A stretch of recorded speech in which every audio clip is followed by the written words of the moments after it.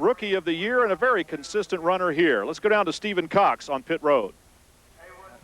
It takes luck. Good equipment to get you there, but luck will carry you through. I mean, we've been right there knocking on that victory circle door all year, and you know, when we have shifter problems, there's nothing you can do about that. And panhard bar brakes, there's nothing you can do about that. Well, luckily we didn't waste a race car at Concord. Concord's a very fast track. You know, got to thank Discount Auto Parts for giving us the opportunity. Got a great car here at Lakeland. We're able to be home. The home team cooked us some good barbecue and potatoes outside. I'm 8 miles from home, so when it's over, we get to go home and go to bed. And looking forward to being Victory Circle tonight. Well, they're taking a look inside Derek Kelly's car, making their final preparations, and some of the pre-race festivities are still underway. Let's go back down now to Stephen Cox. He's on the starting grid before we get this one going. Well, if you've got a brand new sponsor, you might as well show off for him a little bit. State Fair Corn Dogs on Martin Nesbitt's car. And Marty's showing off a little bit. Yeah, I mean, he puts them on the outside of row number 2. The State Fair Corn Dog people aren't just on board for this race only. They're on his car all year long. Another guy, number 23, Michael Rich, strapping in. He's ready to go. He's already won at St. Augustine. He's already won at Mobile, Alabama. Outside of row number 1, Michael Laughlin running really, really fast. And this guy is up front. Mario Gosselin, congratulations, a win just a couple of weeks ago, and this thing was fast off the truck, wasn't it? Yeah, W.J. Blemon Chevrolet Monte Carlo was good. You know, my crew done a heck of a job getting this thing ready. It showed when we come off a trailer, it was fast, and it was pretty hot this afternoon.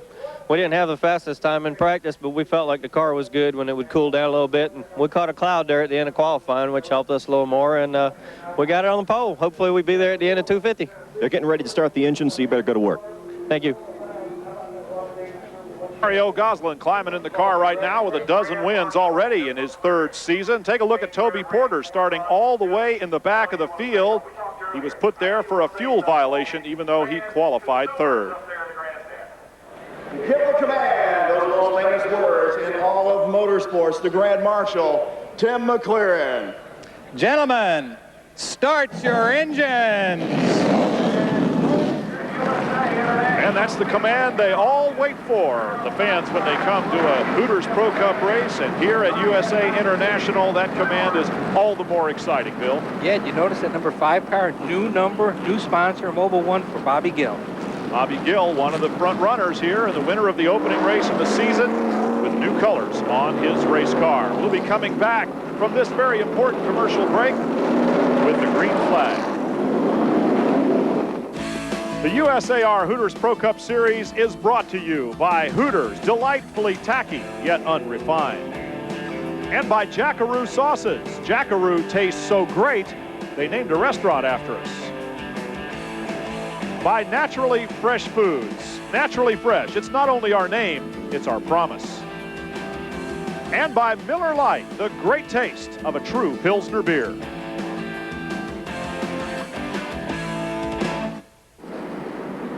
Welcome back to USA International Speedway in Lakeland, Florida for the State Fair brand Corn Dogs 250, round 8 of a 20-race season in the USAR Hooters Pro Cup. The pace car is still out on the racetrack, a 3/4 mile oval.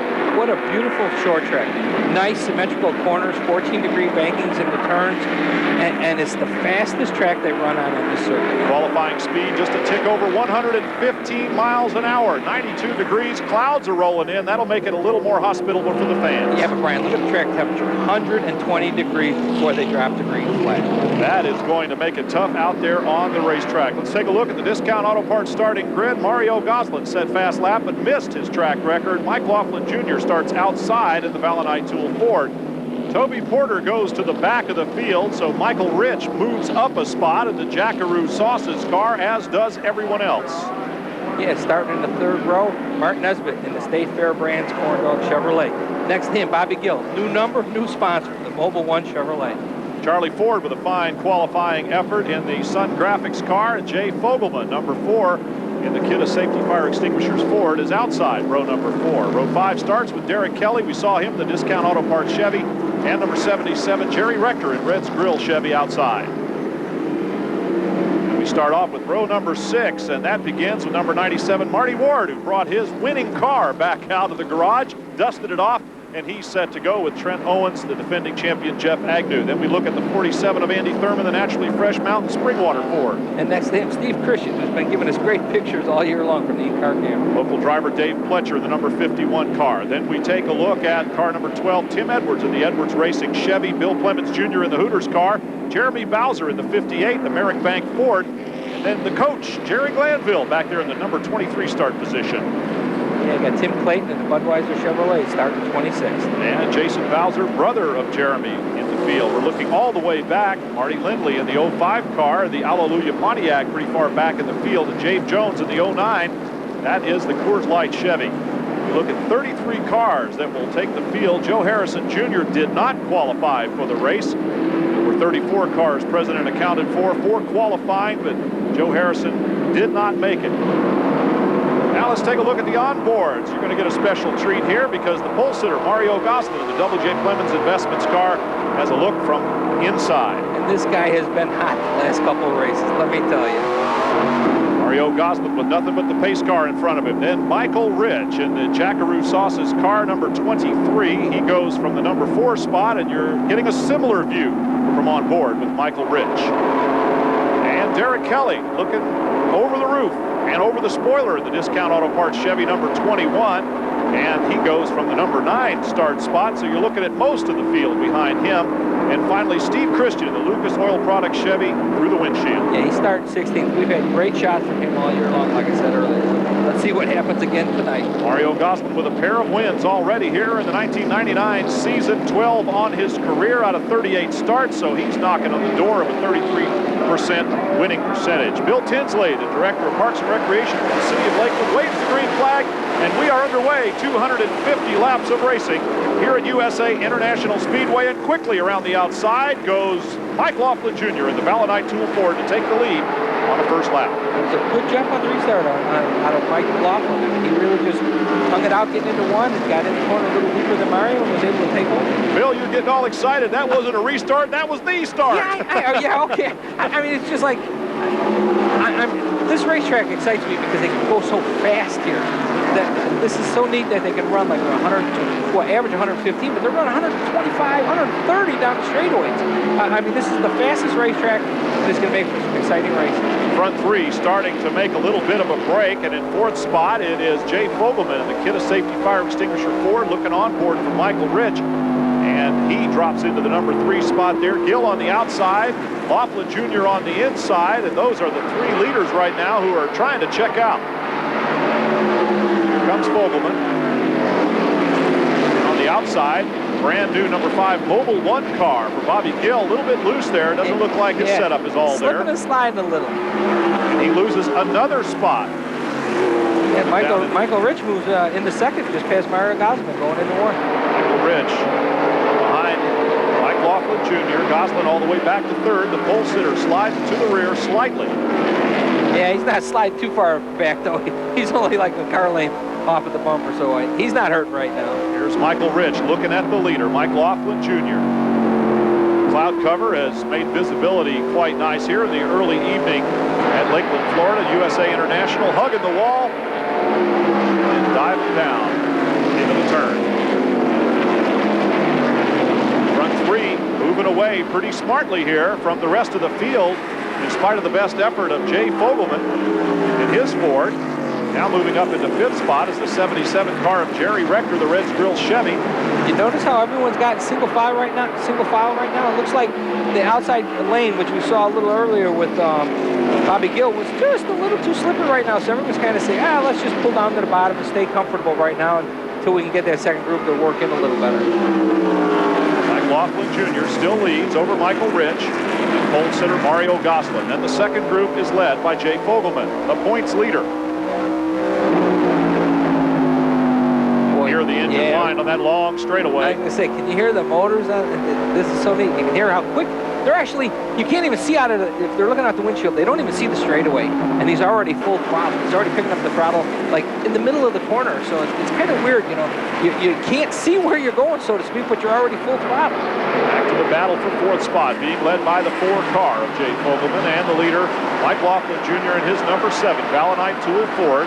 just ever so slightly loose coming off the corners, but it seems like the setup is good. And the first spin, the first incident, takes number 52, Jason Bowser in the Eagles Nest Racing Chevy, parked in the middle of the racetrack. The pace car almost gets hit by the pace car. Evasive action by the pace car. Quick thinking by all the drivers out there. And we've got a clear racetrack once again. We'll be back to wave the green flag in a moment. Welcome back to the State Fair brand Corn Dog 250. Right here at Speed Vision. The Hooters girls, always a pleasant addition to Hooters Pro Cup racing. We're still under caution, but not for long. Down on the inside, Jason Bowser that brought out the caution. Of course, we'll start from the inside and look at Mike Laughlin Jr. make the jump. And as Bowser kind of drifts down low on the inside, boy, Laughlin kind of caught everybody else with their shorts down just a little. Yeah, but I think it also was a courtesy move on Jason Bowser there to let the leaders go ahead, you know, let them get out and run by themselves because he's a lap car and he knows he can't make up the lap right now. So, you know, why get in and interfere with him? A good move, I think, on everybody's part. Well, the restart is going to help Jay Fogelman and his group that was racing for the fourth spot. It's closed the field up a little bit, but Mike Laughlin Jr. has jumped away from Michael Rich and Mario Gosselin. Bowser's still down on the inside, and now Fogelman drifts up a little bit. And coming through is Jerry Rector down low, but he still has to go around the car of Bowser there, the 52 car. Boy, you can see that outside lane. Everybody's really tiptoeing, trying to get around even the lap cars. So I think it's going to be kind of hard today to see what kind of passing we've got. It doesn't look like that second group is coming in at all. And once again, the gap is opened up between the third and fourth place car. So we have a large group racing for fourth, and the three leaders have escaped again. And that may close up a little once he's able to get back down into the lower. Mike Laughlin Jr. out of Greenville, South Carolina with a single win. He has 4 finishes in the top 5. We're on board with Mario Gosselin. You see that little hose there, kind of that clear plastic hose hanging over the roll bar? That's for his water. You can see it's in his little thermos thing there. But the part I don't get is, where does the hose go? It's supposed to go to the driver, and it's going out the right side window. I guess he can reach over for it if he needs it, and they will need liquid refreshment here this evening. Boy, Michael Rich really ran up on the back bumper of Mike Laughlin right there. Mike Laughlin Jr. leading in the Valonite Tool Ford. Michael Rich running second. Mario Gosselin, the pole sitter, who went from first to third pretty quickly, but since then has managed to hang right in there with the leader. So maybe he just needed a few laps on his tires to get him right. Yeah, you notice we've almost got like 2 groups of 3 right now. The first 3 cars are bumper to bumper. They're out racing with each other, and about 10 car lanes back are the next 3 cars. 7 races down, 5 times in the top 10 for Mike Laughlin Jr. He is a contender for the points. Finally picked up his first win after some bad luck in the first few races. Jay Fogelman is the points leader. And Jerry Rector tags along with him. The 21 car of Derek Kelly sits third in that group. And we're monitoring Derek Kelly's radio. Once you hit the throttle, are you loose or are you tight? No, it's pretty neutral right there when I hit the throttle right now. If I hit it just after the center, if I hit it just before the center, then it's tight off. If I hit it just after, it just comes off good. Okay, good one. Okay, that was Dale Barnes, Derek Kelly's crew chief, asking him, what's the car doing when you pick up the throttle? He says, really, the car seems pretty neutral. He says, if I pick the throttle up a little before the center of the corner, the car pushes. It means the car's tight. And he says, but if I wait till I'm out of the center of the corner and I pick it up, the car's a little loose. So, you know, if he picks it up right in the center, the car's neutral. So he's got to be happy with the car because that's the characteristic of a good race car is that you can't pick a throttle up before the center of the corner at any short track because the car will be tight. And if you wait too long, you stand on the throttle after the center, it will be loose. I mean, right now, from what he's saying the car's doing, the crew chief's done his job. Now it's just up to Derek to drive it. Charlie Ford leading the third group at 7th spot. That's where he qualified. And then we got a look at the Mobil 1, car number 5 of Bobby Gill. Normally runs a number 69 on his car. He is just ahead of Johnny Rumley in the High Point Betting Chevy, who started 14th. And Johnny Rumley is moving towards the front. There also is the 97 car of Marty Ward, the Hooters Chevy, with a win this year. Yeah, you know, he won that race a couple weeks ago, put the car away, was working for Bill Clemens Jr., brought the car back out, made a few little adjustments, back out racing the same car. Up to the leaders, and they are still the same. 1, 2, 3 go Mike Laughlin Jr., Michael Rich, and Mario Gosselin. It looks like that second group is pulling just a little bit closer to them, and maybe it's a case of a few more laps on their tires for the setup to come in. Yeah, but I got to say, Michael Rich in that Jackaroo Chevrolet, he is just glued to Mike Laughlin's bumper. You know, Mike Laughlin got the jump on the restart. 3 laps later, he got on his bumper, and he's just been staying there since then. And he's not making a move. He's just like he's happy to stay there.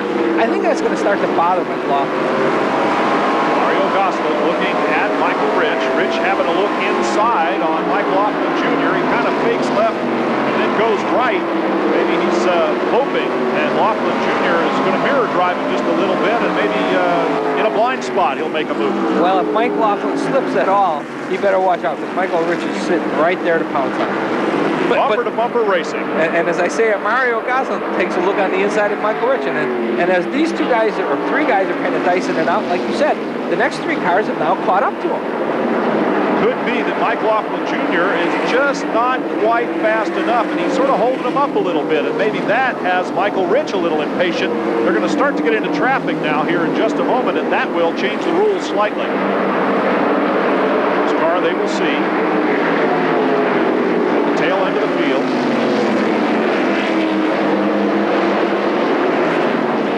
Here they come out of the corner.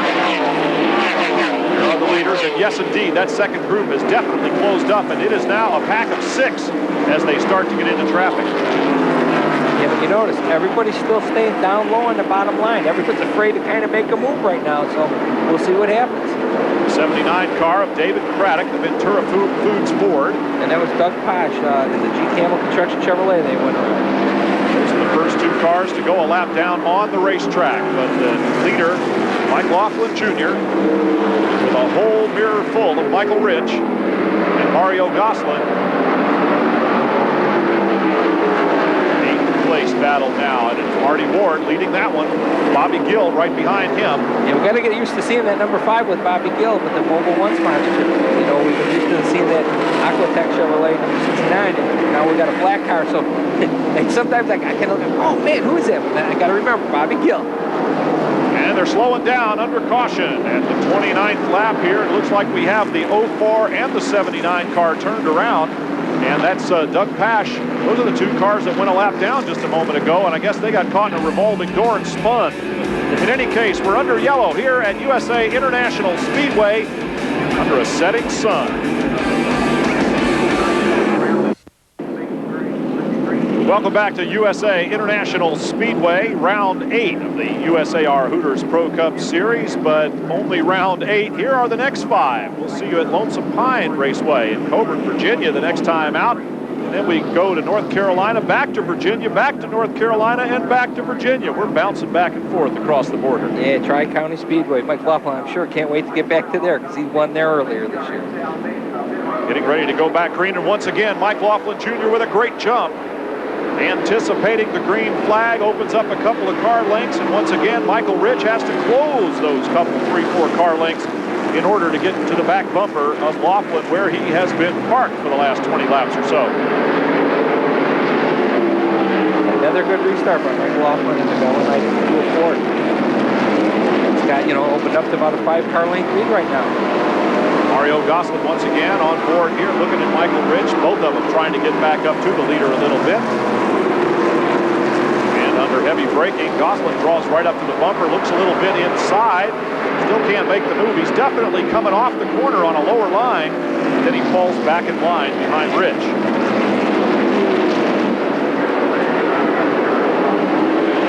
Beautiful racetrack here.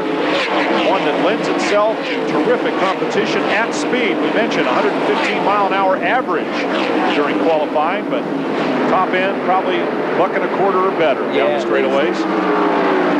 And then hard on the brakes as you get into the corner. Now this gives us another indication of just how much quicker Michael Rich seems to be as we look at Charlie Ford leading that battle for 7th place now as they go around the outside of the 52 car of Jason Bowser. Takes Marty Ward with it. Marty Ward, the winner at Peach State Speedway in Georgia earlier this year, and its only outing. And Bobby Gill behind Marty Ward. Bobby Gill, winner of the first race of the year. leaders.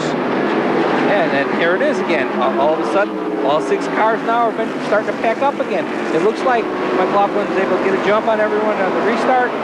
2 or 3 laps into it, as everyone's tires get a little more heat, they all close up on everyone's bump.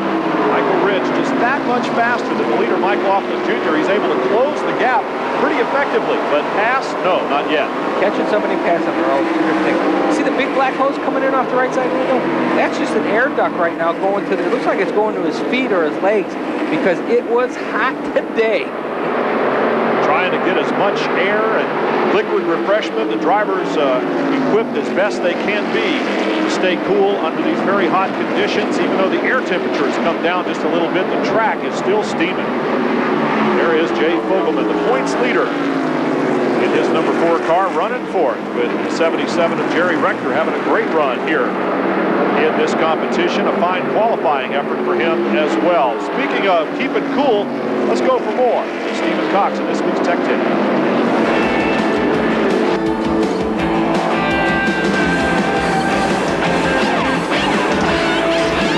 You ever wonder how race car drivers come out in the heat and still perform for 250 or 300 laps at a time? Hooters Pro Cup drivers compete all along the East Coast through the Carolinas where the humidity is absolutely brutal.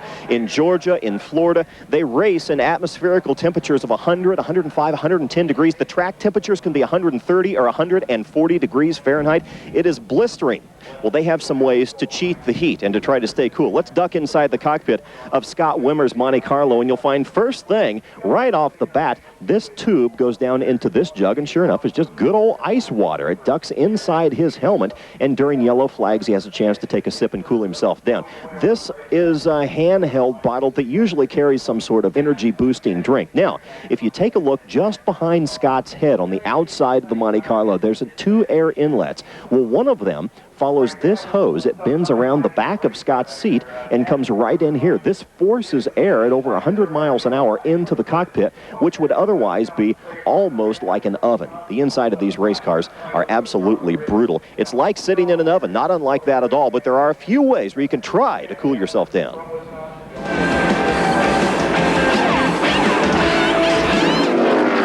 Yeah, I can test how hot it gets. It's usually about 130 to 135 degrees inside the driver's compartment, even on a nice normal day because of the heat from the engine and the racetrack.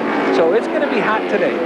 Mark Nesbitt in a battle for 12th spot in the sponsor car of the title sponsor of this event, the State Fair brand Corn Dog Chevrolet. He started 5th. He slid back just a little bit into the clutches of Jeff Agnew with Team 7 Motorsports Chevy, the defending champion of the USAR Hooters Pro Cup.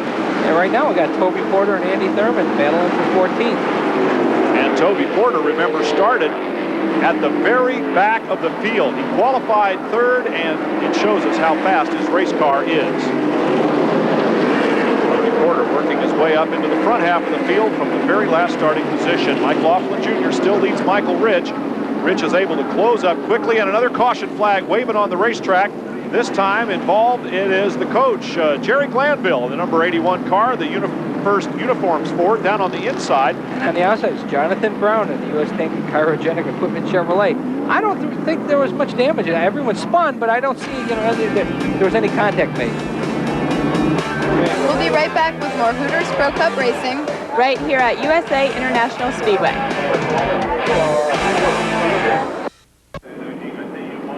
They love Derek Kelly here at USA International. Out of the 7 Florida drivers, the number 21 is the most popular. Now Jerry Glanville's down on pit road. Stephen Cox is there with him. It is really tight down here on pit road. Jerry Glanville had to come in at an angle just to be able to make it into his pit crew, or his pit spot ahead of Don Satterfield. Now, he topped it off with fuel, and I'll tell you why. They want to get back in sync with the rest of the field. They are just a little bit out of sync on fuel. They want to be able to outlast everybody else. There's another problem with Jerry Glanville's car. The car tightened up on him after that first yellow of the race. It's almost undrivable, and he nearly had an accident because of it. So Jerry is really fighting a bad race car tonight. Of course, Jerry, one of the guys that brought out the caution. Here's Toby Porter, and what a run he is having from the back of the field, 33rd up to 14th in the Pepsi Chevy. A couple of pole positions, 3 times in the top 5. One of the most talented and capable drivers in the Hooters Pro Cup, and one of the youngest too. Yeah, only needs a couple more laps, and he'll be running up front. Getting ready to go green here. Of course, on the outside is the leader, Mike Laughlin Jr. Down inside, Neil Cox in the Integrity Installation Service Chevy. Lap cars on the inside, and 1, 2, 3, jump goes Mike Laughlin Jr. again. The Balanite Tool Ford, man, he stands on it when that flag is waving. Yeah, he's definitely learned how to get the jumps on the restarts, but this time Michael Rich was able to get a pretty similar jump with him. Well, that'll just make the job easier of staying up there with the leader. And it seems as though cars are kind of running in groups. And would you say that on a track this length that there's a draft effect of any kind, Bill? Out of all the racetracks they run, yes. Any type of drafting is going to show here. Definitely 3 cars will run faster than 1. There's no doubt about it. It's not like on a super speedway, but there is a little advantage to be running in a group. And it kind of shows that tonight because it seems like they run the best in groups of 3. There's a whole big group led by, well, including Jerry Glanville. He's fallen in line after the restart. Lead lap cars moving by in the 04 of Doug Posh, the G. Campbell Construction Chevy, who also went around. Bill Clemens in the 22 Hooters car. In the 09 of Jave Jones. That's the Coors Light Chevy. Started 28th. He's also moving up. And here we are again, like 3 laps or 4 laps into the restart, and the top 3 guys are bumper to bumper. Mike Laughlin Jr. leading this one, and Michael Rich, but down on pit road, Stephen Cox is caught up with one driver who's out of the race. A tough and an early night, Tim. Do you know what happened? Something went wrong in the motor. I lost a cylinder or something. We're going to call it quits in case you don't want to mess up a good motor. Tim Edwards out of the race early, but pretty good spirits about it apparently. There's the number 36 car, Trent Owens, the 1-800-B Petty Pontiac. Good run for him right now. He's just behind the 80 car there of Toby Porter, the Pepsi Chevy, that is definitely heading for the front. Yeah, if Trent can hook on and put an anchor on a hook on the back of Toby Porter and let him pull up through the field, Toby is definitely making his way to the front right now. Marty Ward's Hooters car. We take a look at the top 10. Marty Ward running 10th.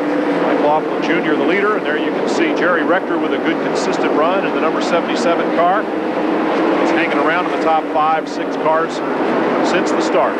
You know, we've been watching these 2 guys running a single file since the beginning of the race. I don't think this is by design. I think both Michael Rich and Myra Goslin are starting to get a little impatient.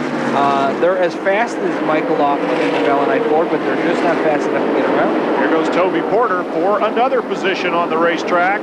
He's from 14th up to 10th place now as he puts a move on Marty Ward. Made that pass look awful easy. And Toby Porter heading towards the front now, running in the top 10. Once again, down for a report, Stephen Cox on pit road. He's busy tonight. When you work on a pit crew, you don't have time to stop and tie your shoes. Well, this member of Bobby Gill's racing team was absolutely prepared, guys. You know, duct tape works for absolutely anything. I still maintain that you cannot race any race car, no matter what kind of car it is, unless you have a good supply of duct tape. And a lot of guys, you know, put duct tape over the shoestrings to keep from stepping on their shoelaces. Right, so they don't trip when they're running out. Let's take a look at the Sunoco full field rundown. Mike Laughlin Jr. leads. Bobby Gill is in 8th spot as we look there. Number 27, Johnny Rumley in the High Point Betting Chevrolet. Scott Wimmer in the 25 car, the Jack Rue Gold Sausage Chevy. Yeah, the local driver, Dave Fletcher, running 23rd right now. Look at 24th spot, another Florida driver out of Longwood, Florida. And along with Tim Edwards, number 08, Ronnie Davidson is also out of the race. Small car coming up. Good job, buddy. Try to stay off the brakes for a few laps there while you got a little bit of room. Let everything settle back down. You're doing a good job. You hear Dale Burns telling Derek, he says, you know, lay off those brakes a little while you got room. Let them cool down a little. You can see his right front rotor is starting to get a little red. That's from using the brake a lot. And Dale, his crew chief, said, yeah, as long as you got a little room right now, lay off the brakes and let them cool down. Derek Kelly in the company of Jerry Rector just put a pass on it. Starting to pull away a little bit. Listen to the hum of the motors, man. That's exciting. It's a beautiful sound. And what's nice is when you don't hear them getting on and off the throttle, that means the car's working pretty good. Go around the outside of Don Satterfield's Hawk saw blade Chevy. Satterfield puffing a little bit of smoke down on the inside. On the overrun when he gets out of the gas, it's blowing a little something. You're seeing Jeff Emery's TER Motorsports Chevy now going a lap down to the leaders. Gosselin pulls into the draft of the 60 car and then pops around to follow Michael Rich on by.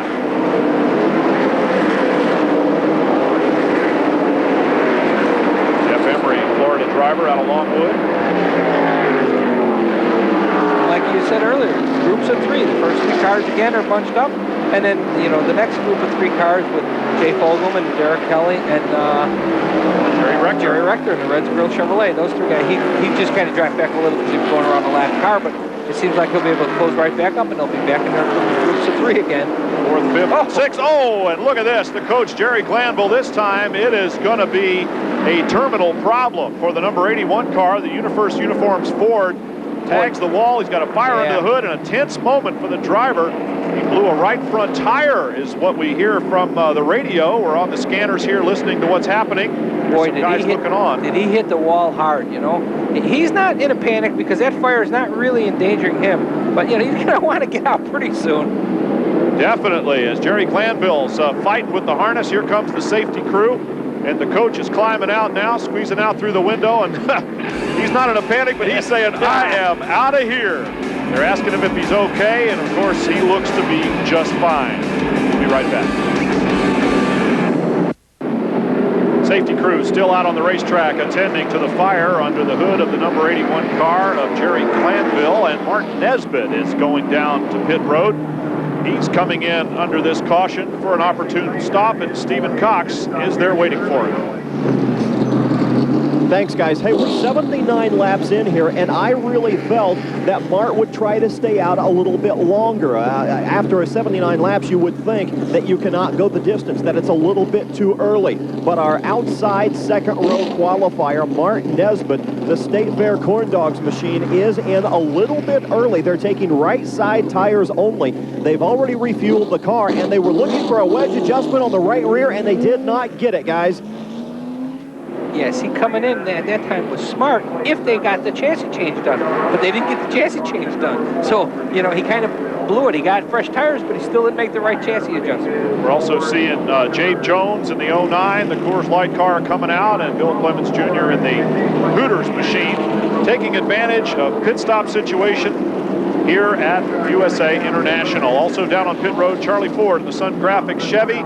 He's coming in. Guys are taking this opportunity here to make changes, change tires, and see if they can make their race cars just a little bit better. Brian, look who's coming down pit road. Martin Nesbitt's coming back in. This time, maybe he'll get that chassis adjustment. We'll be right back. At the State Fair brand Corn Dogs 250, the coach's car is going back behind the wall on the hook with more than a little damage and some fire extinguisher fluid to boot. Yeah, normally that's a mess to clean up, but he's got so much damage to that car. I don't think he's too worried about the fire extinguisher powder. He's got more concerns about the chassis. Mike Laughlin Jr. in the Valonite Tool Ford has led virtually every lap of this race. Once again, he stands on it with the green flag waving. Michael Rich has got to be getting the hang of this restart situation now. He keeps him a little bit closer every time they try. Mario Gosselin is right there. And the 74 car of Neil Cox, the Integrity Installation Service Chevy, doesn't look like things are going well for him. Somebody definitely got it back in the pit. Oh, and look at this. Gosselin coming around Michael Rich, finally made a pass, and I would say finally is an accurate word there, as we are well on the way to 100 laps in this race, and it's taken Gosselin that long. Look what it did. It opened the door now. Jay Fogelman's trying to get underneath Michael Rich, and so is Derek Kelly in the Discount Auto Chevrolet. They're both looking underneath Michael Rich's Chevrolet right now. Well, it looks like Fogelman's going to get the job done as Michael Rich is caught on the outside, and the 21 of Derek Kelly comes inside too. Let's go down to pit road. Stephen Cox is with Jerry Glanville. A tough night for Jerry Glanville. Now, Jerry, you actually had a poorly handling car all night, didn't you? Well, I was getting better, but what happened, a guy came down on me and put the fender in the tire, cut the tire. The right front tire blew. Couldn't drive it, couldn't stop, couldn't steer. You're okay? You seem to get out of the car with no problem. Yeah, I'm fine. Well, it's going to take a little bit more than a fire and a wrecked race car to slow the coach down. He's seen big guys coming at him in the past, and yeah. I'm not sure if this is better or worse. Well, you can see how hot it is out there tonight, but just looking at the coaches who got out of that car. Dave Fletcher there out of Pinellas Park, Florida, number 51 car, the Mobile Motorsports Chevy, started 18. I used to race against his father. Here's the Hawk Saw Blade Chevy still puffing a little bit of smoke, but apparently it's not bad enough to cause either concern by the officials or the driver. And the 9 car, that's Jonathan Brown, U.S. Tank and Cryogenic Equipment Chevy, started 17th. It's another Florida driver out of Sarasota. Yeah, that smoke coming out of the back of Don Satterfield's car looks like Laurent fluid, but it's not affecting him, but it's got to be putting oil down on the racetrack, or at least oil on the guy's windshield that's behind him. Mike Laughlin Jr. now to contend with Mario Goslin for the lead. Laughlin has led every lap of this race since he took the lead away from the pole sitter on the very first circuit. Michael Rich, the guy that got shuffled back a little bit, he's in 3rd spot. And you notice that Mike Laughlin Jr. and Valentine Ford is kind of starting to slip a little right now coming off the corner. And Mario's got that Clement Chevrolet just itching to make the move underneath. Mario Goslin, track record holder here, pole sitter. 12 career victories in the USAR Hooters Pro Cup Series. 2 this season, including the last time out. Now the 4th car is hooked up in the lead group, and that's Derek Kelly. So they've left Jay Fogelman behind. And he is now leading the 2nd group, but in 5th position instead of 4th. I have a 4-car battle right now. Oh, and Goslin is all over the back end of Laughlin Jr. Close quarters racing here in USA International at way better than 100 miles an hour. Yeah, but you notice there's still no other color than yellow on the back bumper. Nobody's hit Mike Laughlin yet. Michael Ridge running in 3rd spot. That's where he started. Even though Toby Porter qualified 3rd, Porter went to the back of the field on the start for a fuel violation, so Ridge started 3rd. Everybody else moved up a spot. Derek Kelly. Like his car's working a little bit better. Real smooth right now. The car's not pushing it. It's not loose. There's Jay Fogelman along with Jerry Rector. The Reds Grill Chevy is right there, top 5 all evening long. Yeah, look who's behind those guys. Toby Porter and the Pepsi Chevrolet. Porter and the number 5 of Bobby Gill in his Mobil 1 car, new number, new colors. That is Bobby Gill right there in that all-black automobile. Toby Porter, what a terrific run he has had. This young driver coming up from the back, 33rd. He's way inside the top 10 right now. 8th place. And looking for more. Oh, and Gill's a little loose coming off the corner. Yeah, now's the point in the race where the guys that haven't put on their tires yet are starting to slip and slide, where the guys that have put on their fresh tires are making the move. And look at Toby Porter. Oh! Underneath them sideways and still took over the position. Hung on and took the position away from Bobby Gill. He's up to 7th place now from 33rd. What a run to the front for Toby Porter. And he's still charging ahead. He's got a little bit of ground to make up to Jerry Rector and Jay Fogelman. Porter is definitely the man on the move. All over the back of Jay Fogelman now, the number 4 car, the Kinnesecond Fire Extinguisher Ford. Points leader in this one by 25 markers over Bobby Gill after 7 races. Jerry Rector's got that Red Grill Chevy. Really running good tonight. It's a real strong race for him. Rector in the bright yellow 77. Up front once again. Mike Laughlin Jr. with a little bit of breathing room. He slows up for the 4 car, the 04, and Goslin with nowhere to go tags into the back end of him. That sent Mike Laughlin Jr. all over the racetrack, and that was a tough situation. They came up on Doug Posh, the G. Campbell Construction Chevy that was already a lap down from earlier in the race. And Don Satterfield. And they checked up, Mike Laughlin checked up, and it looked like Mario just couldn't get on the brakes fast enough and just hit him. He He's trying to get the car fired again, and it's not working. It won't start. And he is plenty mad. Here's another look. The 04 car was slow. Laughlin Jr. kind of wiggled right, left, didn't know which way to go, and Gosselin got into the back end. He was able to save it, not cause any problem. Gosselin just missed the tail end of the car, and look at Jerry Rector going low. Yeah, let's see what it looks like from inside. Mario Gosselin. Oh! Comes up quick. Comes up quick on the back end of the leader, and there just wasn't much to do. So now a lot of the cars are heading back down onto pit road once again as Mike Laughlin Jr. still sits in his car. Let's go to Stephen Cox. Mario Gosselin will give up the lead to come into the pits, and we are just past the 100 lap mark. So if they want to make this a one-stop race, they've got to take on 4 tires. They're taking right side right now. They want to completely refuel.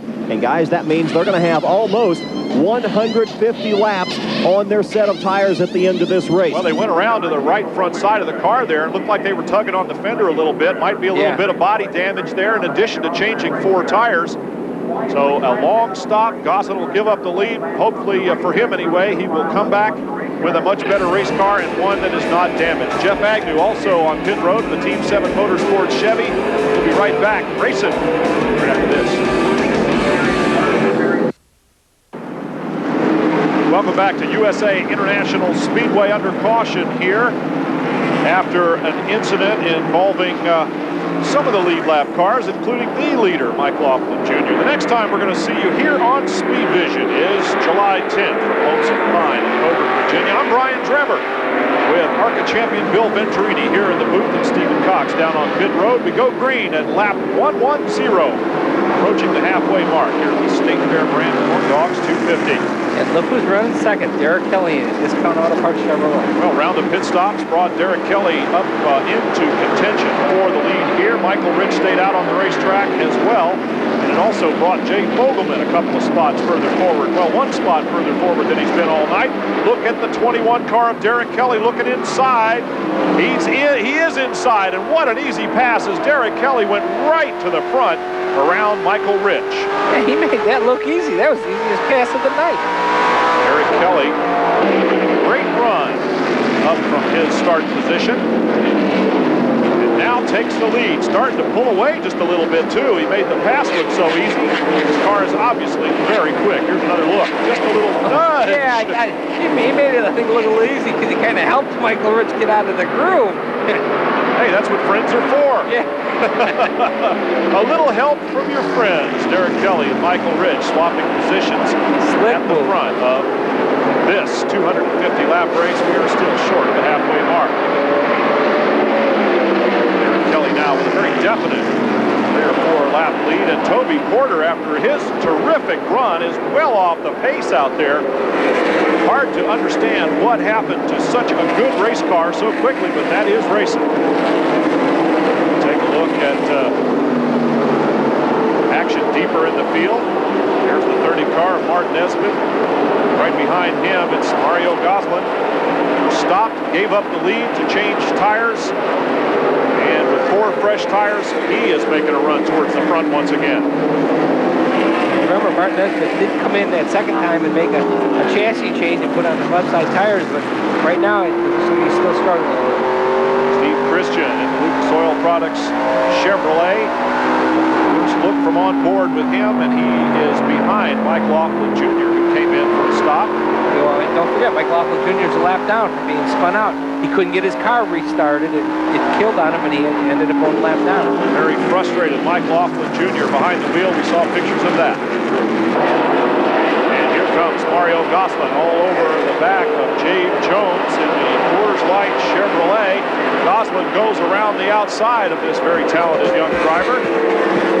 Georgia driver Jade Jones wheels the 09 Coors Light Chevy in the Hooters Pro Cup Series with a wealth of experience gained in racing of all kinds, starting at the knee of his dad Jabez, improving every year since he debuted in '97. Cars have picked up a lot of speed here from over last year's time. The cars are getting more better. The drivers are getting a lot better. It's going to be a good series to run from now on.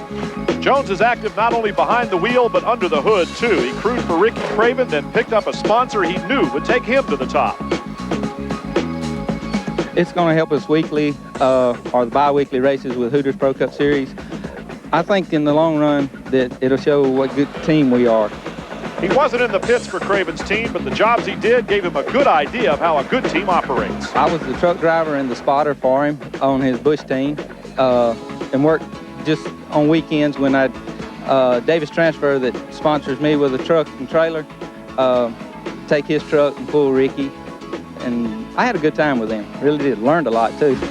So he's got a good idea about what needs to be done and has assembled a quality team of his own. Now it's just a matter of execution on and off the track. More time at night at the shop, and all the boys that we've got that come over that work part-time for us at night are really putting in a lot of extra time to help with getting the new car ready. And we've got a new car coming from Perk Chassis out of Gastonia, North Carolina. They're all working real hard to get this deal with Coors Light and Perk up on top.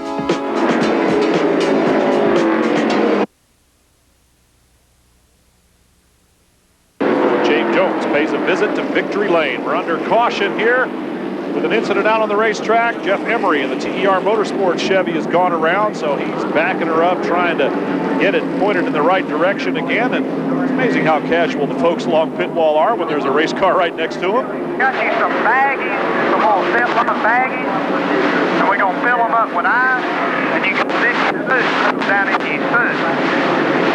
You want some of them? Yeah, I like being hot. I like being my kind of driver. Let's go to Stephen Cox with the 23 car. Number 23, Michael Rich, running in the top 3 all night long. He will make what he hopes to be his one and only pit stop just short of the 120 lap mark. Now the number 80 car of Toby Porter. Lousy luck all night long. Toby not only came in through tech after qualifying and was found to be underweight, he was then moved to the back of the field. Just a few moments ago when Toby came in for his first pit stop of the night, he actually hit the banking wrong on the track, coming down off the banking to come on to pit row, and that knocked the sway bar loose. So now Toby has more handling problems. He is in and out of the pits. Michael Rich will go out right behind him. Rich heads out onto the racetrack, and of course Toby Porter's problem turned out to be a fuel violation, not underway. Mike Laughlin Jr. heads into the pits as well.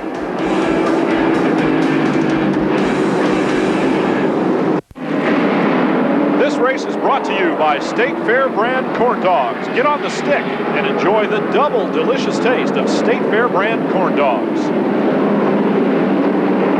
Under caution here at USA International. And after a round of pit stops, Mario Gosselin stayed out and has the lead right now. He's on the outside. The number 30 car of Martin Nesbitt in the State Fair brand corn dog Chevy is inside. And on the restart, Mario Gosselin just ahead of James Jones takes the flag. Martin Nesbitt with clutch problems on his number 30 machine. Around the outside of Nesbitt goes 73. Jeff Agnew in the Team 7 Motorsports Chevy, defending series champion, and Gosselin has jumped out to a lead looking for that halfway money. Bobby Gill moves into second spot around Jones. Good run for James Jones right now. Bobby Gill in the Mobile 1 Chevy, his new number and new sponsor. He is showing it off here. But it doesn't look like he's going to be able to have enough to take the halfway money away from Mario Gosselin. Super Mario stayed out after the pit stops. Jeff Agnew's looking underneath the car of James Jones right now. Yes, indeed, and he takes it. Jeff Agnew noses ahead of the Coors Light Chevy and takes the number 3 spot away on the racetrack. Series champion without a win here this year. And we're on our way on the backstretch right now. Coming around. And there it is. The halfway award, the Lucas Oil Products Halfway Challenge, taken by Mario Gosselin. He has only led 6 laps of this race, but one of them counted for $1,000 thanks to Lucas Oil. And that brings us to our Hallmark Race Trailers halfway recap. Early in the race, Toby Porter in the number 80 Pepsi Chevy, who started all the way in the back, worked his way up as high as 6th place. And on lap 77, the coach, Jerry Glanville, on fire after a couple of incidents in the First Uniforms Ford, and he will be out of the race. lap number 103. Mario Goslin gets into the back of leader Mike Laughlin Jr. after the number 1 car, Don Satterfield, checked up or slowed down, and Doug Posh got into him. And then on lap number 122, we went green with Mario Goslin out in front. He stayed there to collect the Lucas Oil Halfway Award. And that's our Hallmark Race Trailers Halfway Recap. But we're under caution once again out on the racetrack. Jonathan Brown in the U.S. Tank and Cryogenic Equipment car, local driver. He's around on the racetrack. Damage on the right front.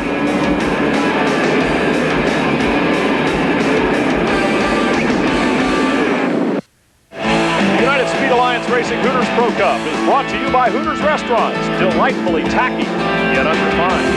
And by Discount Auto Parts, the official auto parts of the USAR Hooters Pro Cup. Welcome back to the State Fair Brand Corn Dogs 250 at USA International. We're under caution, of course, and let's go down to Stephen Cox, who's with the driver of the 9 car. Boy, it's tough being a rookie in any series, especially the Hooters Pro Cup Series. Jonathan Brown, a really tough hit. Tell me about what happened. Number 1, Don Satterfield was leaking oil for about 50 laps, and I finally got a good portion of it, and the car went around, and that's the end. Yeah, now, are you okay? Yeah, I'm fine. Hard lick, but I'm okay. Well, how bad off is the car? I don't know. It looks like they have changed some steering stuff in the front end, so that will be back out. Tough break for Jonathan Brown and the U.S. Tank and Cryogenic Equipment Chevy. We saw we noticed he was leaking the rear end fluid before, and like I said, it's got to probably affect somebody either on the windshield or on the racetrack. That's a fine line you walk between staying out there and trying to finish or coming in and fixing the problem or calling it a night. On the restart, Mario Goslin out front. His pit stop strategy worked to perfection, collected the halfway money. Let's see how well he does for the second half of the race. And he's got Bobby Gill following right behind him in Oval 1 Chevy. But look at who's running in the 3rd position. That's Mike Laughlin Jr. in the Valenite 4th, but he's in the 3rd position on the racetrack. But he's 1 lap down. He's trying to make up that lap that he lost. Agnew is officially 3rd place, and he is running 4th on the track. This would be a good opportunity for Mike Laughlin Jr. as fast as he has been. If he can get around, well, he's got around 2nd place Bobby Gill, and now he's trying to duck down into the turn and hold the position.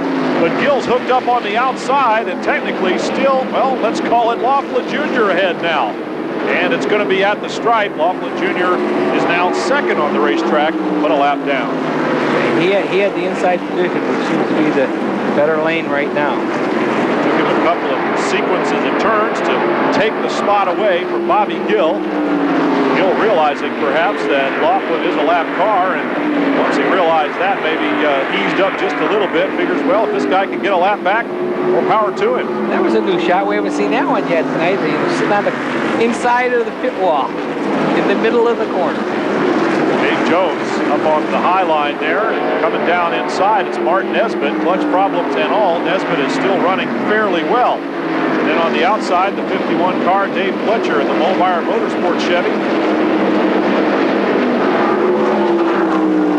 This is a battle for the rest of the positions. The 3 leaders are up front. Yeah, you can see back in the field now. They're starting to run side by side. It took half the race for that second group to come in, but now everyone's starting to try to make the passes.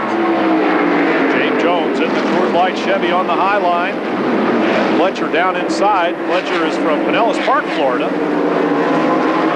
And it looks like Fletcher's going to take the spot. Oh, that was close. Yeah, I don't know if they touched. Really close, and James Jones kind of just let the car drift up just a little, so he didn't actually get into the right rear of Fletcher. No blood, no foul. No dents, no foul. Yeah, they're almost 3 wide here. Steve Christian and Derek Kelly trying to make it 3 wide. Michael Rich showing evidence of perhaps some of the fluid that Don Satterfield was leaking. We're on board with Michael Rich in the number 23 Jack Rusos's Chevy. He is right behind the 60 car of Emery. I don't know if he gave him a little nudge, but Emery sure moved out of the way in a hurry once Rich got up there. The car definitely darted to the inside. And Rich brings the 4 of Jay Fogelman with him. Christian running in 11th spot in the number 0 car, the Lucas Oil Products Chevy. And there he is. Saw a view from on board from him just a few moments ago. Right behind him, it's Derek Kelly Discount Auto Parts Chevy. Who gives him a little help in the corner there, kind of pushes Steve a little sideways. Michael Rich once again behind Kelly. These two guys with very evenly matched race cars. Both of them did come on pit road just before the halfway. Yeah, look who's running right in front of Steve Christian is the 47 car of Andy Thurman in a naturally French Mountain Springwater Ford. Started 15th. Once again on board with Michael Rich trying to work the outside. Yeah, he's looking on the outside lane. You know, that's the first time we've seen guys trying to actually pass a guy on the outside instead of ducking underneath. A lot of visibility problem into the lights there. Again, most of the cars would appear to be sprayed up just a little bit this late in the race. And well, you know, you look at that in-car camera and you can see the car in front of the guy is dancing around so much.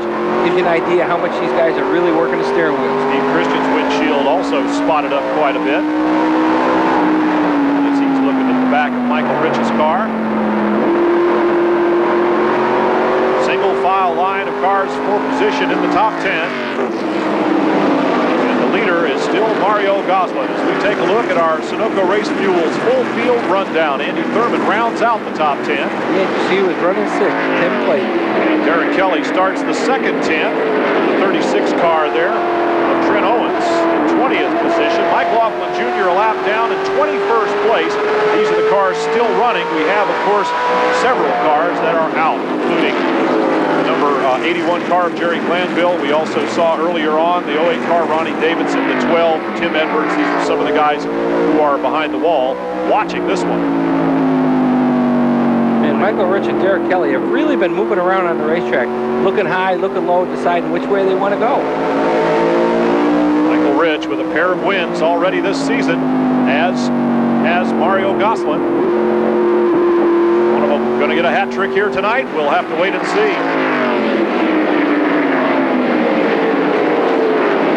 58 of Jeremy Bowser, Merrick Bank Ford, started in 21st position. He's in the middle of this battle. Derek Kelly's been very consistent this season. Well, Michael Rich looks on the outside, going into the corner, and right in the center, he ducks down to the inside, looking for that opening down there, and he just can't get the grip going up the corner. Terrific battle just inside the top 10. Steve Christian running in 11th spot, Michael Rich there, and another caution. And this time it's Don Satterfield, who has all but stopped on the racetrack. Now he's gone down onto pit road. That oil leak problem probably had to finally have an effect on the car. The Hawk Saw Blade Chevy brings it in on pit road. And standing by down there is Stephen Cox. He's cornered the crew chief for the 23 car. Harold Hopper is the car owner for number 23, Michael Rich. And you guys are running up front all night long. Are you out of sync with pits, or are you right where you want to be? Well, you know, lap traffic's a lot, so we were kind of hoping to go a little bit longer, but had to come on in. So, you know, it's get some of these cars scattered out a little bit, and maybe if we don't use our tires up, maybe we'll have a little bit for the end. Now, you know the real reason I came over here, don't you? I know. Happy birthday, Harold. Yeah, well, I don't want to be 40, but I guess I have to be. He turns 40 tomorrow, and maybe Michael can give him a birthday present tonight. Thanks a lot. Harold Hopper, 40 years young. Man, this guy loves his job, and we do too. Hope you're enjoying it as much.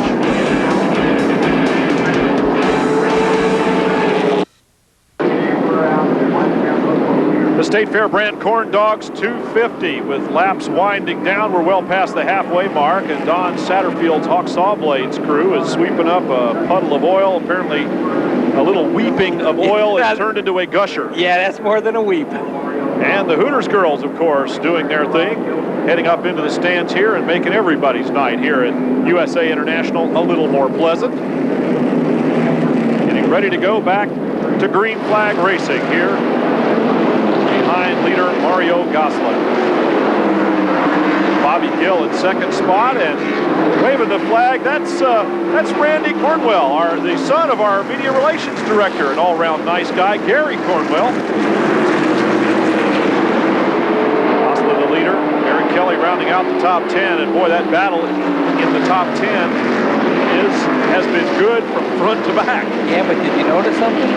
Mike Laughlin Jr. is not around. He made up his lap. He's back on the tail end of the lap. And there he is, just a glimpse of his car deep in the field.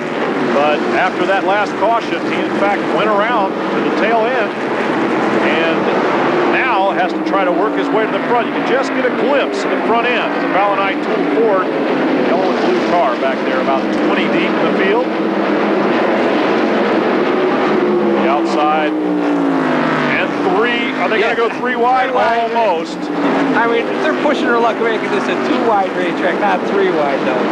Oh, we got a spin here. Oh, and Derek Kelly just nudging the 58 of Jeremy Bowser as it went around. Kelly hard on the brakes, avoided any further mishap. Bowser gets his car aimed the right way once again. We're under caution.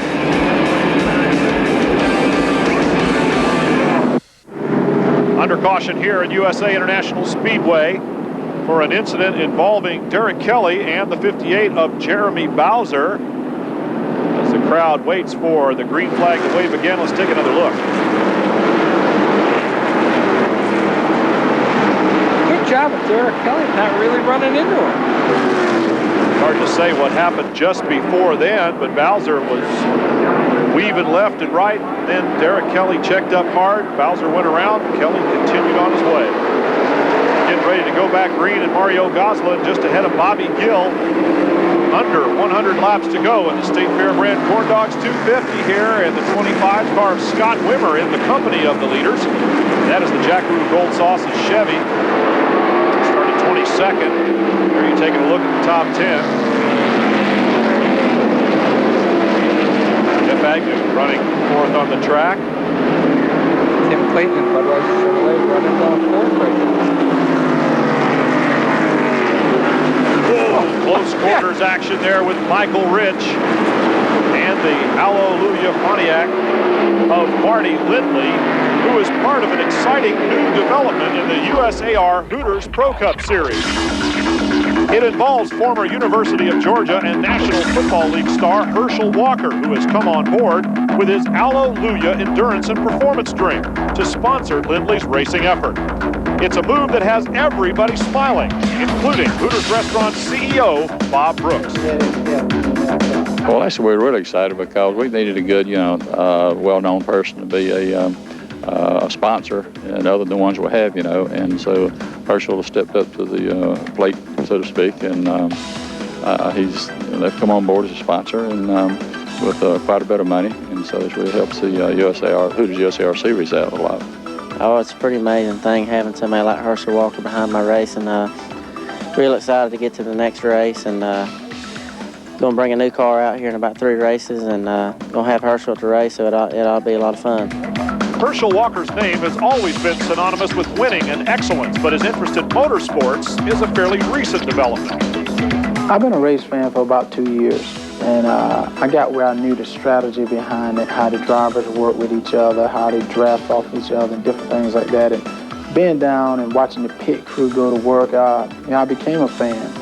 And then I bought 2 Legends cars, and I started racing the Legends cars, and I got excited about it. And since then, I've been hooked. I wanted to get involved with it. So I got with the company. We started the company Renaissance Man, which is a company we started, and we ended up making the drink even better. And we put the drink out Hallelujah, and I think that's a great name because it's a blessing. And we hope this drink is going to be a blessing for a lot of people, not just in racing, but across America, because I wanted to make a difference. 3 cents of every bottle of Hallelujah sold goes to the Arthritis Foundation.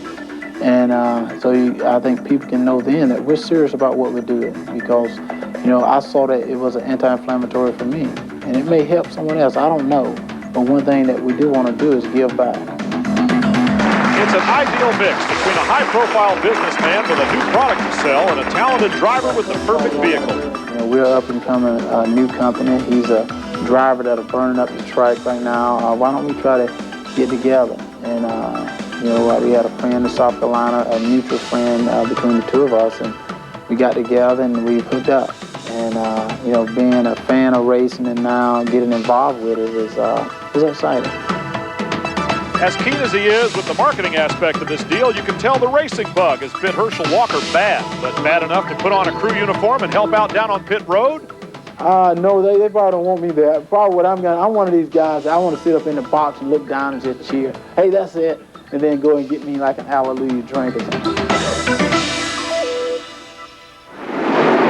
Marty Lindley running 7th right now in his brand new and I would say mighty good looking 05 Hallelujah Pontiac.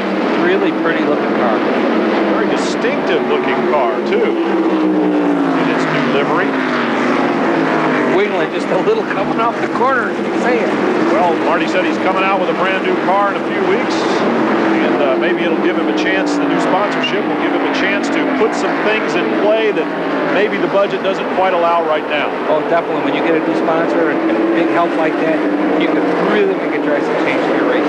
There's Mike Laughlin Jr. in the Valentine Tool Ford, race leader early on, lost a lap. He's fighting his way back. He's on the lead lap and moving up. Just ahead of Toby Porter, who has his problems. He's had problems, but he's never lost a lap, so he's still racing on the lead lap right now. Never started last, got as high as 6th, then he had some troubles, but has never lost a lap, and he seems to have his car working again. The Pepsi Chevy is on a roll. And Steve Christian running in 11th spot, about to lose. And Jay Fogelman underneath them, it almost looked like they rubbed fenders. It looked like I might saw just a little tire smoke coming off. Close quarters racing here at 115 miles an hour plus, and a little tag right there between Steve Christian and Mike Laughlin Jr., who's trying to get inside in 4th position. Laughlin Jr. low. You notice everybody's really starting to get racy right now. Guys are weaving in and out, changing lanes, rubbing fenders. You know, everyone's okay. Now it's time to go. Oh, they've put enough rubber down on the racetrack where then there go, says Mike Laughlin Jr. Takes a spot away from Steve Christian. Nice slide job. Oh, and Christian looks like he might have gotten a little tap from behind as suddenly as that car went nose left, tail right. Derek Kelly in the neighborhood involved also. Christian gets his car going again, but Derek Kelly is still sitting on the racetrack. Steve Christian turned around and running.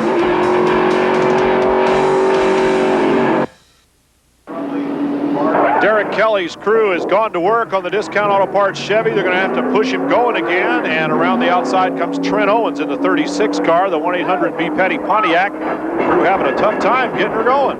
Yeah, Carwell, you can hear it. Here to start. I mean, trying to fire. Finally it fired. And Derek Kelly is back out on the racetrack. Let's take a look at what happened. Oh, right front to left rear. Yeah, and I'd have to say Steve Christian didn't know Derek Kelly was down there and kind of came down a little bit because Derek Kelly's left front tire was already under the yellow line when he got hit. So he was trying to avoid it, and I don't think, yeah, you can see, I don't think Steve Christian knew he had his nose underneath him and just clipped him enough.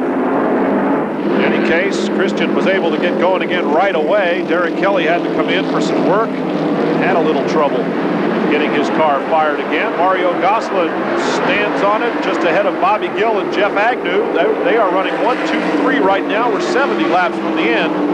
This State Fair Brand Corn Dogs 250. Gosselin the leader, Gill, Agnew. How about Tim Clayton there running it 4th spot? He's been running up front now for the last half of the race now, so good run for Tim Clayton and Budweiser Chevrolet. And Dave Fletcher, Florida driver out of Pinellas Park, running in 5th. There's Agnew, there's Clayton, there's Fletcher, and then it's Michael Rich in the 23 car, the Jack Root Sauces Chevy, moving up again. After they came in, we heard Harold Hopper say they came in a little earlier than they wanted to, but couldn't afford to stay out. Man, you see Michael Rich come off the corner right up to the wall. I wasn't sure if he was going to hit the wall or not. Real close. He's running that second groove right now. There's Fletcher in the Holmeyer Motorsports Chevy.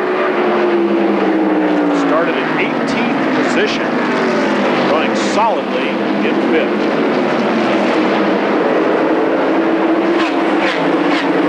Bobby Gill's running second right now. First part of the race, he wasn't like, running up front towards the second half of the race. He just kind of stuck his way up there, and all of a sudden he's just pounded Mario Gosselin. Bobby Gill knows that races are won in the second half. It's quiet early on. Now we're watching another battle for position. The number 4 car of points leader Jay Fogelman, hit a safety Ford. Yeah, him and Toby Porter, they both kind of shoved Marty Lindley, the Hallelujah Pontiac, up that second group. And they both, him and Jerry Rector and Toby Porter and Pepsi Chevy just kind of stuck underneath them. Here comes Fogelman right back again on Jabe Jones down inside, battling for 9th position on the track. Jones looks like he's going to give up the spot. And if he doesn't drop back down, Rector's going to put him back another one. Yeah, Jerry Rector's got his nose underneath him. He's going to put the spot also. And Toby Porter, too. If you are surfing the net, you've got a new website to take a look at, www.usarprocup.com, for all the latest, greatest information about United Speed Alliance Racing Hooters Pro Cup Series. Stop in and stop often. See us online. And that was pretty easy to remember, even for a guy like me who's kind of a computer illiterate. USAR Pro Cup. Pretty easy to remember. That's what it's called out here on the racetrack, and that's what it's called online. A look at the top 10. We'll be right back.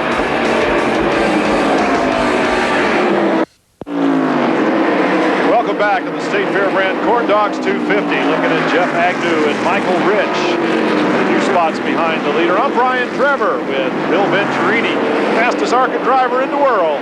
With me and Steve Cox down on pit road doing a fine job for us as always.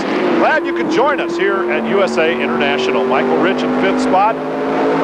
And squinting through the windshield there at Jeff Agnew. It looks like he's going to get inside and take a spot. Looking for 4th and maybe more. This man knows how to win races, and he usually has a car capable of doing it. Agnew's not going to give it up so easy because he knows how to win championships. And that's by hanging in there. Oh! I don't know if Michael Rich was actually loose or got a little help from Jeff Agnew on that one. Didn't look like Agnew was close enough. I think Rich, just once he made the pass, was still on the gas. Yeah. To his credit, he hung on. And look who's closing on Jeff Agnew. Mike Laughlin in a Gallanite Tool Ford. Made up his lap and going to the front. Mike Laughlin Jr. led this race early. Took the lead from pole sitter Mario Gosselin on the very first lap and led a whole bunch of them. Now he's working on Jeff Agnew for position. And it appears as though he's going to get it. Agnew has been victimized a couple of times in quick order here. Man, did you see Mike Laughlin's car right in the center of the corner, just like jump forward a car length? Great fight. The car is working so good in the center of the corner. He was able to get on the throttle much quicker than Jeff Agnew. The car just jumped off the corner and got the position. And just like Michael Rich, the car seems to be just loose enough where he can throttle steer it through there without losing control. Agnew fades back another car length or 2. You run a racetrack like this, a 3/4 mile. You almost want the car a little loose so that you can help. You can drive it 2 ways. You can drive it with the steering wheel and with the throttle. If the car's too tight, then all you can do is just drive it with the steering wheel.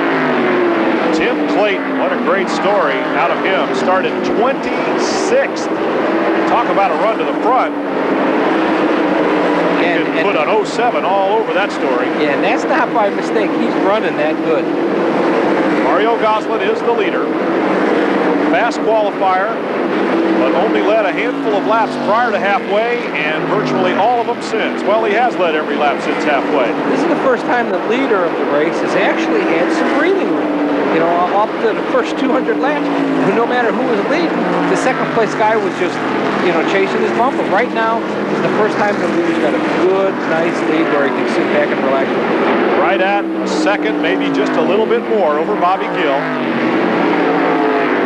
Third car on the track is the 04, laps down though, Doug Posh. And then third spot, it is Clayton in the Budweiser Chevy. Our way back through the field now. 5th, Michael Rich and Mike Laughlin Jr. You know there's a race coming out of those two. Yeah, no doubt about that. And There's Rich. Oh, he just missed the wall that time. Again. You know, he's pushing his luck, I think. He comes off that corner just sideways enough that one of these times he's going to end up touching that wall. Just a few RPM less next time, Mr. Rich, if you don't mind. Probably says Harold Hopper. Going around the outside of David Craddock's Ventura Foods Ford. Craddock, who started 33rd, obviously running quite a bit better than that, with a half dozen cars out of the race. Jeff Agnew in 6th. In 6th. Car right behind him, Scott Woodward, and Jeffrey Gold Sauces Chevrolet. He is not running, he's a lap down. He's not running 6th, 7th right now. He's a lap down, but look how good he's running. He's running with him right now. So, you know, it looks like he's made some chassis changes and the car's working much better than when it started. Mike Laughlin Jr. and Michael Rich. This is the best race on the track right now, and it is for position number 4. Rich owns it. Laughlin wants it. Well, you can see Michael Rich has definitely got a loose race car coming off the course.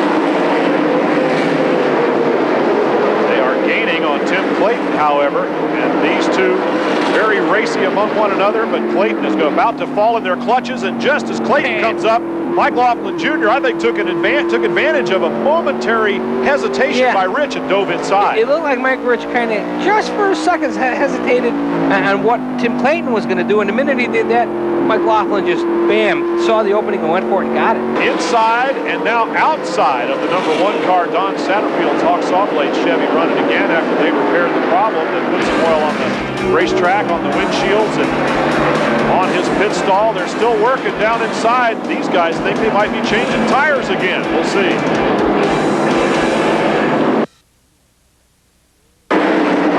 USA International Speedway battles all over the racetrack as the laps wind down here in the 8th race of a 20-race series for 1999. In 7th spot now is points leader Jay Fogelman, and with Mario Goslin running up front, he's in danger of losing his points lead. Jerry Rector's car with some damage. Yeah, you can see the left rear quarter panel's got some definitely crinkled in there.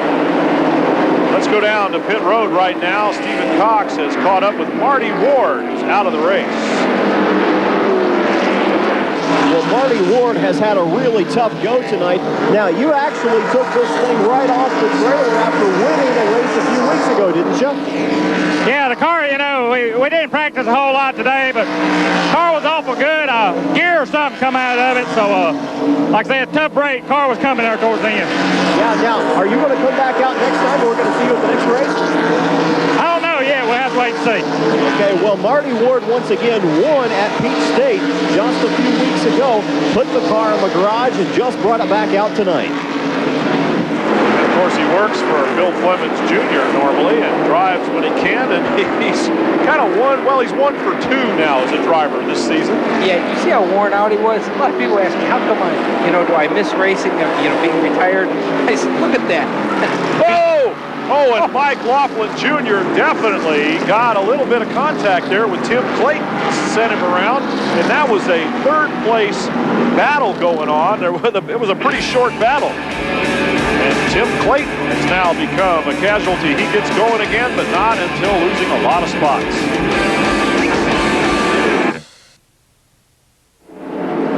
This race is brought to you by State Fair brand corn dogs. Get on the stick and enjoy the double delicious taste of State Fair brand corn dogs. Under caution once again here at USA International from an incident that involved Mike Laughlin Jr. and Tim Clayton. As we get ready to go back green here, you were talking about how pooped Marty Ward looked there. You don't miss that part, do you? No, 90 degrees, getting in the race car is sweaty and hot. Here I am sitting up in a booth. I can have some Hooters chicken if I want, or some Hallelujah drink. Nah, I kind of like this position a lot better right now. It has been so hot all day long, and it's no wonder that some of these guys look tired. Here's once again the incident, and man, that was something. I gotta say, if I'm Tim Clayton, I gotta be a little upset about that. It looks like Mike Laughlin. Oh yeah, definitely. He got into the corner way too hard, got on the brakes, car started to wiggle around. Luckily for Mike Laughlin Jr. that Tim Clayton was there. He saved him. So Tim Clayton came out on the short end of that one. But Mike Laughlin Jr., who just, got in, car got away from him, and wasn't anything he could do. Well, he's been charging hard, and that adrenaline's flowing, and he's been really on a rail, and it's, the first time I've seen him actually get loose. Mike Mike Laughlin Jr. now working on the back of Bobby Gill's number 5 Mobil 1 Chevy. And once again, this is for position. Laughlin has gotten a lap back a long time ago, and ever since has been moving up through the field with some very smooth moves and some that weren't so smooth. You know, at the beginning of the year, Mike Laughlin Jr. and the Bella Ford struggled. I shouldn't say struggled. A couple, a second, a third, top 5s here, but didn't get the win. Then all of a sudden, bam, he wins the race. Now look at the guy. He comes from a lap down to be running 3rd right now.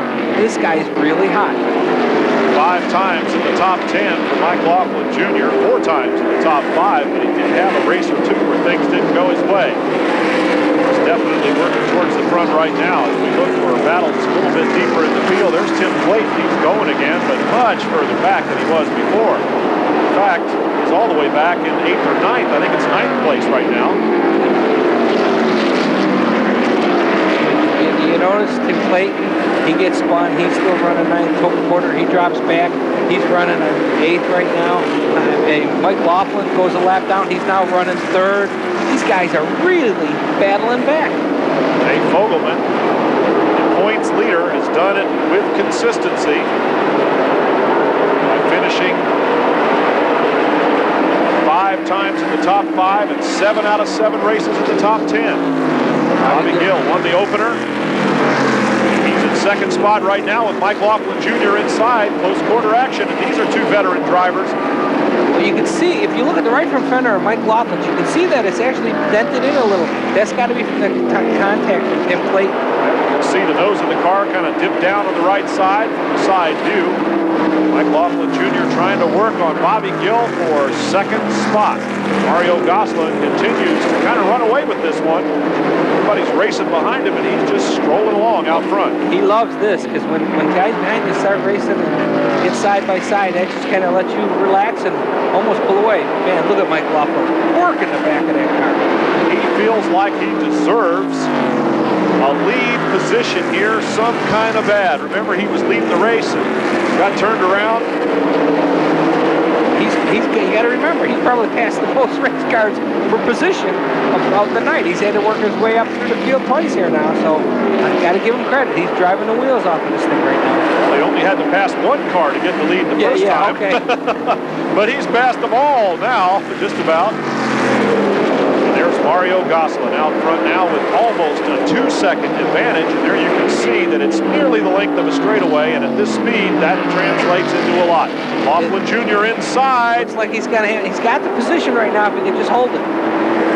Bobby Gill gets such a great bite coming off the turn. He drives it down into the next corner and holds on, but then Laughlin's good here, comes inside, and then it's a drag race down the straightaways each time. And Bobby Gill wins the drag race. You have to think that Mike Laughlin Jr. has position that eventually is going to prevail.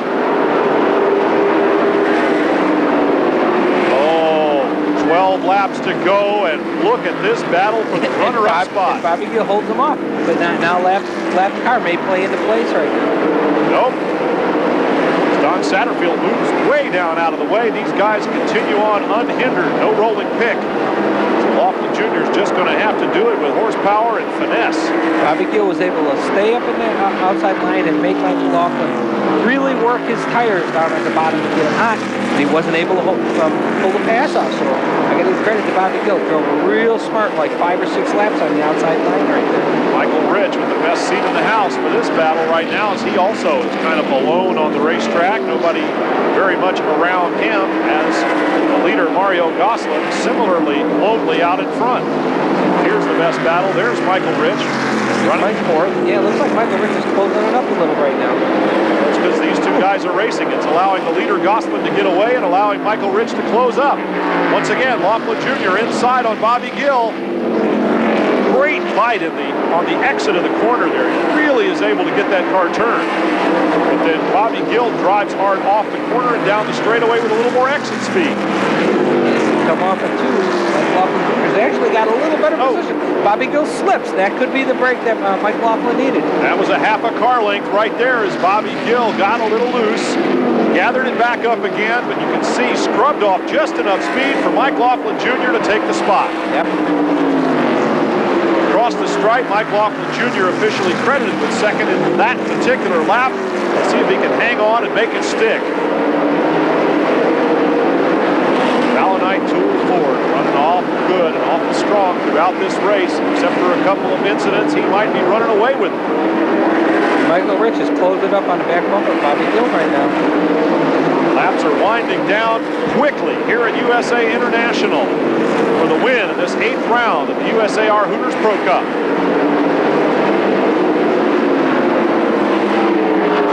Two wins for Mario Gosselin already this season, including the last race out. And it looks awful good for 2 in a row. Yeah, Mike Laughlin Jr. has definitely run out of laps. Valonite Ford, he's done a great job with the scores, but it's just Mario's got the W.J. Plum's Investment Chevrolet, you know, too far ahead of him, and there's not enough laps. I don't think he'll be able to catch him. Question is, can Michael Rich take a spot away from Bobby Gill and move him down a spot further? Michael Rich in the 23 car, the Jackaroo Sauce Chevy, started 3rd, and he's running 4th. Here, right in the center of the corner, he hadn't cleared the throttle twice. That meant that it looked like Bobby Gill must be holding him up just a little in the center of the corner. Bobby Gill driving very defensively out front right now, trying to defend the position that he has, a podium spot here in a top 3 finish. There is Super Mario in the number 10, W.J. Clemens Investment Chevrolet, pole sitter, returning to the lead just prior to the halfway mark, and he has led ever since. Gill and Rich, with Mike Laughlin Jr. just ahead of them in second. A bit of brake rotor blow out of Bobby Gill's car, and once again, we go to the leader. Mario Gosselin appears to be on his way to victory. He's really been smooth the second half of the race. You can tell the car is just perfect coming off the corner. Still an excellent battle for 3rd spot as they work up behind the 04 of Doug Posh and around. Gill has opened it up just a little bit. Boy, Michael Rich has had the Jackaroo Sauce car everywhere. White flag lap for Mario Gosselin. And win number 3 for the 1999 season. Super Mario is doing it to him again. Out of 39 career races, he's going to be a perfect 13 for 39, 1/3 of the Hooters Pro Cup events he has ever entered. He has won. Second spot goes to Mike Laughlin Jr. and Michael Rich just cannot make a pass in the closing lap. So Bobby Gill will hold on to 3rd place behind Gosselin and Mike Laughlin Jr. Look at Jay Fogelman, sparks flying. That's the way to finish a race. No, not really. But at least it's after the checkered flag. You got it. A little early for the 4th of July there for Jay Fogelman, but some fireworks for the fans. And some victory donuts for Mario Gosselin. We'll be back to talk to him. The USAR Hooters Pro Cup Series is brought to you by Hooters, delightfully tacky yet unrefined. And by Jackaroo Sauces. Jackaroo tastes so great, they named a restaurant after us. By Naturally Fresh Foods. Naturally Fresh, it's not only our name, it's our promise. And by Miller Lite, the great taste of a true Pilsner beer.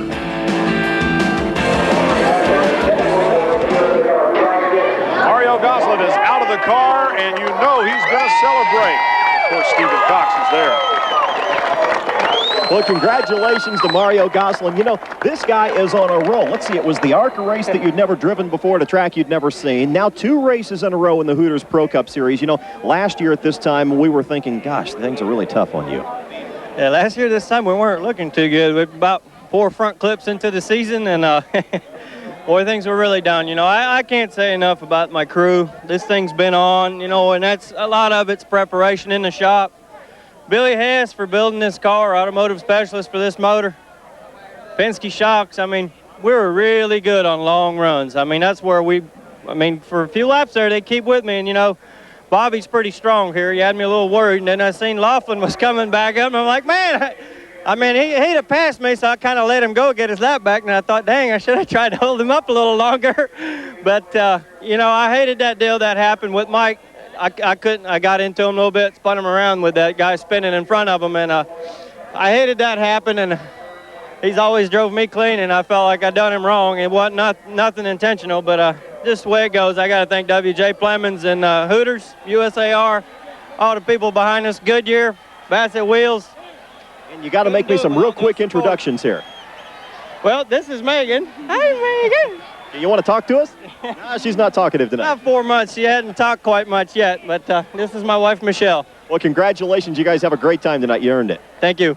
33% winning average. You have no idea how phenomenal that is. And he's 3 for 8 in 1999. Mike Laughlin Jr. and Bobby Gill round out the top 3. Jerry Rector with a fine run in 5th spot. Toby Porter made it all the way up to 6th again. And Jay Fogelman lost a handful of positions right there at the end, and that cost him valuable points as we look at the results all the way down through the field.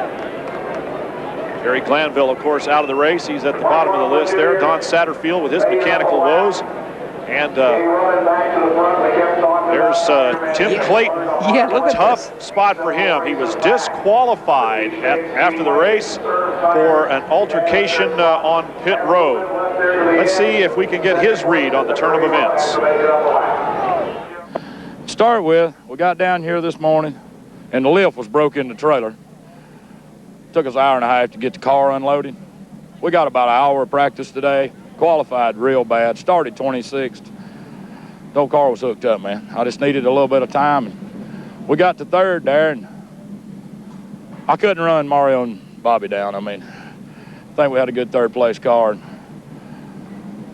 I don't know what the deal is there with Laughlin, but I guess it'll all work out later. Okay, well, look, can you describe the incident itself? I know you got hit, and it looked like you got spun out from the rear, but I was in a bad vantage point to view it.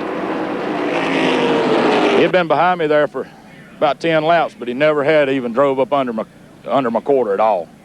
That was the very first time. He never gave me a chance. We went off in 1, and he drove straight in the quarter and turned me around. Bare facts is bare facts, man. Everybody's seen what happened. That just ain't the way you're supposed to race. But, I mean, if they want to race that way, you know, I run dirt for years. And I didn't win all them races being nice. If they want to play like we run in dirt, hey, that's fine too, man. You got a lot to look forward to after tonight, though. Nice run, Tim. I appreciate it, man. Running dirt all of those years, huh? Well, you can see that Mario Gosselin, by winning the race, moved into 1st position. Bobby Gill jumped up there with him, and Jay Fogelman was the big loser in points by finishing 10th. Let's go once again to Stephen Cox. This time he's with Mike Laughlin Jr. Just when you thought this guy's race was over, he's a lap down early on. You came storming back. Tell me how you got your lap back. Well, we just come in. You know, Mario helped us out a little bit. He got into us, but it wasn't none of his doings. You know, there was a car got sideways in front of. I checked up, and he was so close on me there. He didn't have nowhere to go. You know, it wasn't his fault. And we had starter trouble. We knew if we ever got stalled or anything, we had to push it off and lost a lap. And come in the pits, got fresh tires, and just kept digging to try to get it back. And Mario, he did wave me by and let me go on, and I appreciate him doing that. So do you go away from this race frustrated thinking, oh, man, I should have won, or, wow, am I lucky? No, we was pretty fortunate tonight. You know, I was. It might have not looked like, but I was really driving my tail off. Car was real loose. You know, Bobby Gill, he's a good racer. You know, it took me. I was a lot faster than he was, but he knows how to make his car real wide there. And I just wore my tires out, and I didn't have nothing for Mario after that. Well, let's take a look at the winner of the W.J. Plemons Hard Charger. Let's take a look at the winners, because there are 2. Jay Jones drove the Coors Light car from 28th to 15th, and Marty Lindley took the brand-new Hallelujah Pontiac from 27th to 14th. That's a tie anyway you strike it. And the Miller Lite Rookie of the race goes to number 36, Trent Owens, 1-800 Beat Petty Pontiac. Next time we'll see you here on Speed Vision, the Food City, 250 from Coburn, Virginia. Join us, won't you, here on Speed Vision. And And if you get a chance, check us out online, www.speedvision.com, for all the latest info on your favorite motorsports. If you're into motorsports, make speedvision.com your first stop online. For Bill Venturini and Stephen Cox, I'm Brian Drever. Congratulations, Super Mario.